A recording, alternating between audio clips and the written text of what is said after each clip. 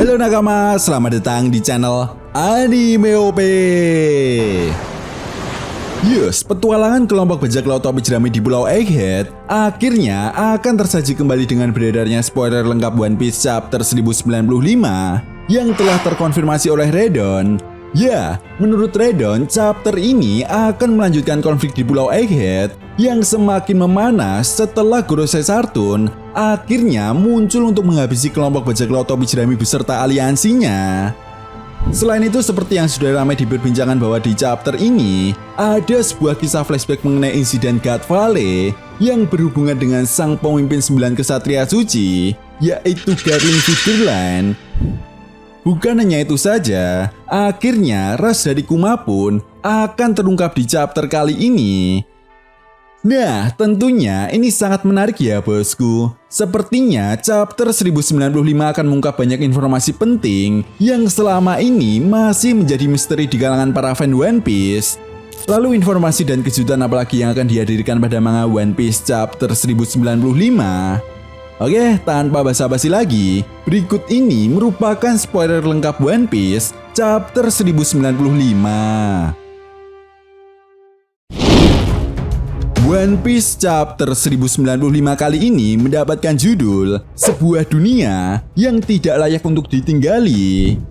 Nah, kemungkinan besar judul chapter ini akan merujuk pada kisah flashback keluarga Kuma yang dibantai oleh para Tenryubito dan terungkapnya ras dari Kuma.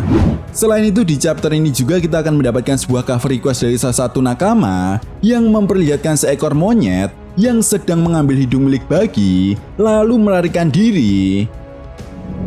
Kemudian masuk pada inti cerita, di awal chapter memperlihatkan kelanjutan konflik yang terjadi di Pulau Egghead. Nah, di sini para Vice Admiral terlihat bersiap untuk membantu Gorosei Sartun untuk menghabisi Dr. Vegapunk dan menangkap kelompok bajak laut topi jerami. Namun Gorosei Sartun justru memerintahkan mereka untuk mundur. Gorosei Sartun mengatakan bahwa dia dapat menghindari serangan dari Bani yang menyebabkan dirinya tertusuk oleh pedang jika dirinya mau. Tentu saja ini pun seolah menjelaskan bahwa Gorosei Sartun memang sengaja menerima serangan Bani. Nah, kemudian Gorosei Sartun mencabut pedang dari tubuhnya. Tetapi ajaibnya, darah yang mengalir pada tubuhnya tiba-tiba berhenti mengalir. Tepat di momen ini juga, Sartun langsung menyerang Sanji dan Bani dengan mengeluarkan aura dari matanya. Bani dan Sanji yang terkena serangan ini pun langsung mengeluarkan darah dari kepalanya. Namun beruntung, kepala mereka tidak meledak seperti prajurit angkatan laut yang sebelumnya terkena serangan ini.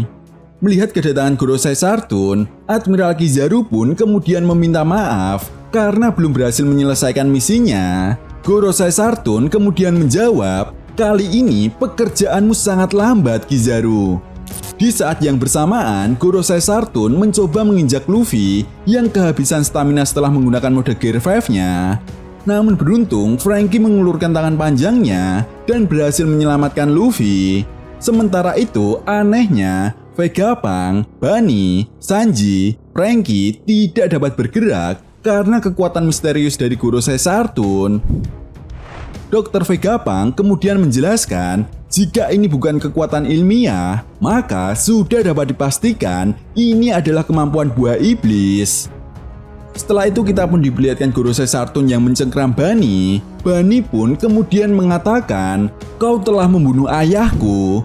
Dan tepat di momen ini kita pun diperlihatkan sebuah flashback saat Kuma memberitahu Bani tentang Dewa Nika. Bahkan Kuma membunyikan irama genderang pembebasan di mana mereka berdua pun diperlihatkan menari bersama. Saat itu Kuma juga mengatakan bahwa dia ingin menjadi pahlawan yang memerdekakan orang seperti halnya Nika. Kembali lagi ke masa sekarang, Sartun kemudian mengatakan bahwa Kuma adalah ras Bekenir, ras yang memiliki darah para raksasa yang membuat mereka dikenal sangat kuat. Namun ras ini terlibat kejahatan di masa lalu, atau lebih tepatnya saat insiden abad kekosongan. Nah, Shin pun kemudian memperlihatkan flashback yang terjadi 47 tahun yang lalu, lebih tepatnya di kerajaan Sorbet. Yap, di sini kita mendapatkan informasi bahwa Kuma lahir dari keluarga normal. Ayahnya adalah seorang keturunan bukanir dan ibunya adalah manusia biasa. Nah, entah apa yang terjadi ketika itu, agen pemerintah dunia mendapatkan informasi tentang tes darah Kuma dari suatu rumah sakit, sehingga hal inilah yang menyebabkan seluruh keluarga Kuma ditangkap dan menjadi budak di Mary Joyce karena kekuatan mereka. Lalu kemudian sepeninggalan ibunya, ayah Kuma bercerita tentang legenda Nika. Ya, ayah Kuma mengatakan bahwa legenda itu selalu diturunkan atau diceritakan di kalangan ras Buccaneer. Tepat di momen ini, ayah Kuma pun kemudian membunyikan irama genderang pembebasan dan mulai menari bersama dengan Kuma. Namun, tiba-tiba ayah dari Kuma ini ditembak oleh salah satu Tenryubito karena terlalu berisik. Setelah itu flashback pun kemudian beralih ke masa 38 tahun yang lalu. Di sini kita diperlihatkan para Tenryubito yang bersiap untuk mengadakan sebuah event tahunan yang diadakan setiap 3 tahun sekali. Nah, para Tenryubito ini pun turun dari Mary Joyce dan melakukan permainan berburu manusia di pulau yang tidak terafiliasi dengan pemerintah dunia.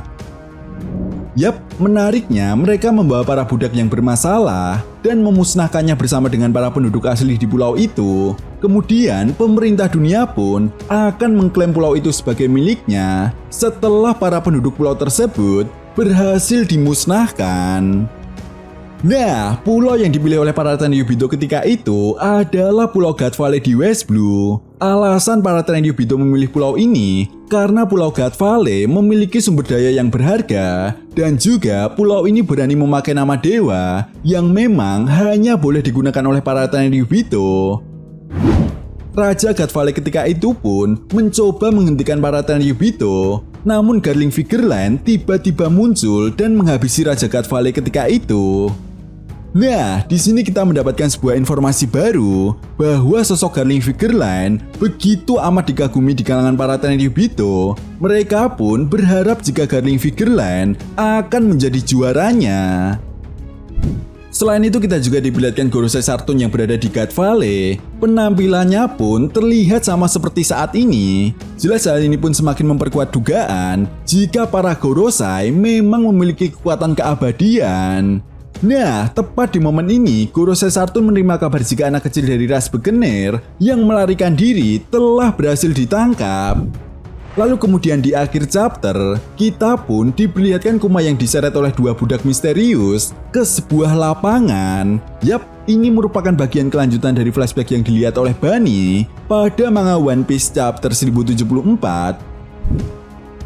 Chapter pun lalu ditutup dengan memperlihatkan identitas dua budak tersebut. Ya, rupanya mereka adalah Ivankov dan Ginny, di mana di masa depan kita mengenal mereka sebagai anggota Revolutionary Army.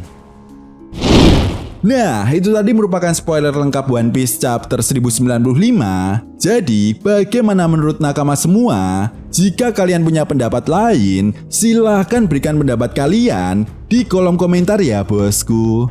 Oke, sampai di sini dulu pembahasan kita kali ini, and see you next time.